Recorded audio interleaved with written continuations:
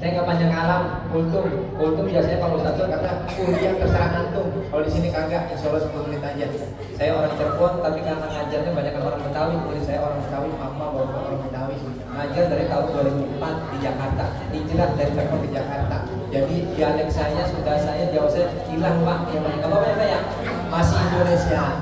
Alhamdulillah ada riwayat hadis yang disampaikan Imam Huzaimah dari Imam Baihaqi bahwasanya awaluhu sahur Ramadan itu awaluhu rahmah wa awsatuhu maghfirah wa akhiruhu itqu minan nar.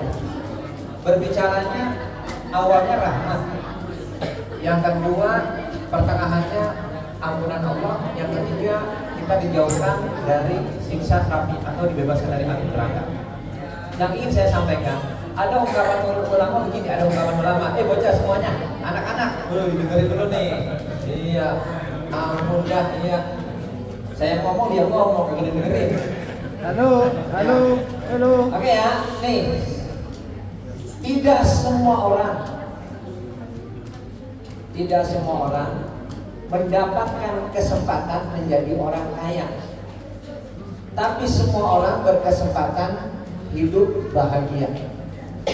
Yang kedua, tidak semua orang berkesempatan menjadi penguasa, menjadi pemimpin. Tapi semua orang berhak untuk hidup mulia. Kenapa pertanyaannya? Karena Allah tidak meletakkan bahagia dan mulia di atas harta dan tahta, tapi Allah menempatkan bahagia dan mulia adanya di iman dan takwa. Mudah-mudahan tadi doanya udah tuh, wa kana bittaqwa, kita dikumpulkan kelak di yaumil akhir ila padang mahsyar, kita termasuk orang-orang yang bertakwa. Amin. Ini ngumpul begini gak main-main ini Bapak Ibu. Dengerin satu hadis, dua hadis, satu ayat, dua ayat. Napas kita yang biasa baca hadis, baca Quran, belajar nafas, insya Allah mudah-mudahan kita napas kita dipersambungkan oleh Allah Subhanahu Wa Taala dengan napas Nabi Muhammad nanti di surga. Amin. Amin. Berikutnya taklim yang kita sering dengar, pengajian yang kita sering dengar, itu manfaatnya. Nih kita dengerin duduk dari ustaz-ustaz, para guru-guru, mu'alim. Yang pertama itu katanya duduknya kita itu cuma dengerin, nutup mulutnya, nggak sibuk sendiri. Itu lebih baik daripada sholat 1000 rakaat, sholat sunnah. Kira-kira ada yang sanggup semalam 1000 rakaat? Enggak. Nyampe di situ enggak. Yang kedua, Allah tambahin, kata Nabi kita, mendapatkan pahala 1000 kali nyolatin jenazah. Ada di sini sehari 1000 kali nyolatin jenazah? Enggak juga. Cukup di situ, enggak, duduk dengerin ilmu dari guru-guru nanti yang pada ngaji di sini. Yang ketiga, kita ditambahin pahalanya orang yang nengokin 1000 orang di rumah sakit. 1003 tuh, 3000. 1000 pertama apa dari kita? Sholat sunnah 1000 rakaat. 1000 kedua nyolatin jenazah. 1000 ketiga nengokin orang sakit. Modal duduk dengerin. Orang kata kita namanya jiping, ngaji kuping. Jiping itu punya saudara namanya jider, ngaji nyender. Jider punya saudara namanya jinggo. Bukan rokok Pak, ngaji sampai jinggo. Saya lihatin jamaah saya, keren saya, fokus banget, terharu sama ucapan saya ini, sama yang saya sampaikan. Bisa dia mojo ketemu ngejes, ternyata dia jinggo dia terharu sama saya, dia jinggo. Apa tuh namanya? Ngaji sambil jinggo, dapat bayaran. Enak banget orang ngaji Pak, ya Allah. Oke, ada gini Bapak Ibu, kita banyak kalam. Ada dari Ibnu Athaillah As-Sakandari, Imam Ahmad itu, kita nyebutnya Imam Ibnu Athaillah. Itu dalam satu riwayat di kitab hikamnya nulisnya begini, malam yaskur ni'am faqad ta'arrada li zawaliha wa man syakaraha faqad qayadaha bi iqaliha. Barang siapa belum bisa bersyukur, barang siapa masih malam yaskur tidak bersyukur atas karunia Allah, hakikatnya dia itu melepaskan nikmat-nikmat yang Allah berikan kepada dirinya untuk lepas dari dirinya. Tapi kalau orang itu bisa bersyukur dengan nikmat Allah, hakikatnya orang itu sedang mengikat nikmat yang Allah berikan dengan tali kekang yang kuat. Sederhananya begini, bapak ibu punya duit 10.000, 10.000 belum habis, nah saudaranya datang lagi. Nah dulu guru saya nyampainya itu seperti dua jenis spesies binatang. Binatang pertama itu namanya anjing, binatang kedua namanya kambing. Orang yang bersyukur kepada Allah ibarat kambing, tapi orang yang gak bersyukur kepada Allah ibaratnya anjing. Apa tuh? Ini dalam ilmu kedokteran, anjing itu yang kalau beranak banyak 4, 5, sampai 8. Sekali beranak banyak. Anjing itu anaknya banyak. Sekali beranak banyak. Jarang dipotong, kagak dipotong-potong. Gak ada tuh maulidan, potong, itu kagak ada. Akekahan, bapak ibu punya anak perempuan lagi, akekah potong, kagak ada. Mau kebuli, mau maulidan, Islam gak ada.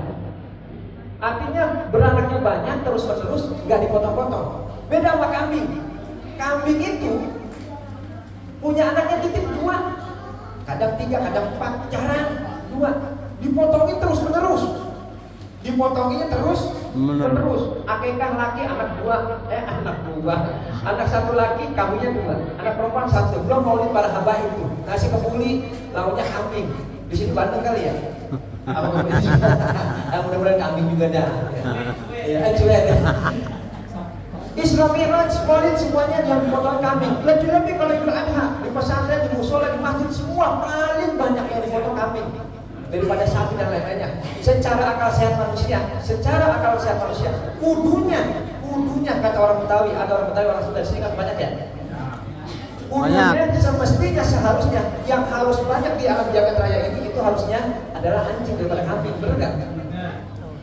Kenapa syaratnya? Anjing anaknya banyak, jarang dipotong. Kambing anaknya dikit, dipotong terus-menerus. Secara akal manusia harusnya kambing itu lebih sedikit daripada anjing. Tetapi kambing itu mengajarkan kepada kita bahasa lisanul hal. Hai manusia yang mengaku umatnya Nabi Muhammad, nih bulan Ramadan. Kalau bahasa Nabi, bulan Ramadan itu Rojabah Sahrullah, Wasabana Sahri, Ramadan Asabah Umati. Ramadan bulan khusus buat kita. Pintu langit dibuka nih sebulan penuh. Ibu bapak doa apa aja yang baik-baik dikabul sama Allah. Cuma nggak tahu kapannya. Diterima, nembus dulu ke langit, nembus. Ada langit ke-7, ada namanya Sidratul Muntaha, ada namanya Mustawa, ada namanya Hadiratul Qudus yang ke-10. Di mana Allah itu Subhanahu wa taala pada saat bertemu dengan baginda Nabi sallallahu alaihi wasallam. Namanya maqamul mukallamah, ngobrol bicara langsung pada Allah. Kita tembus Pak doa kita di bulan Ramadan ini. Jangan disia-siain doa yang bagus-bagus, terutama bersedekah. Kenapa bersedekah?